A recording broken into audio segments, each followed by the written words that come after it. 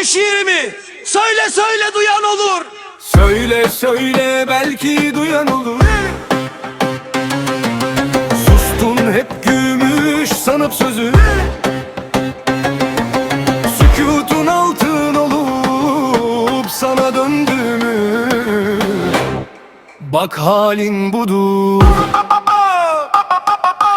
Hayır yoktu bu oyunda, oyun vardı tek hesapta. Kaptırdın oyu her fırsatta. Hayır yoktu bu oyunda, oyun vardı tek hesapta. Kaptırdın oyu her fırsatta. Karardı ampulde, fenerde, mumda günlerin. Parasızlık ile birikti dertlerin. Ne susuyorsun, altındır doğru sözlerin. Söyle söyle belki duyan olur.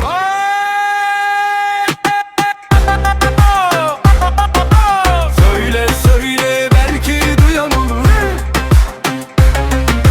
Sustun hep gümüş sanıp sözü,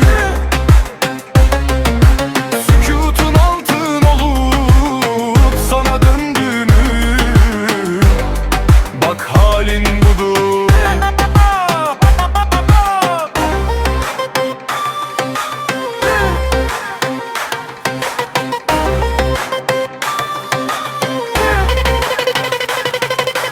Hayır yoktu bu oyunda, oyun vardı tek hesapta. Kaptırdın oyu her fırsatta.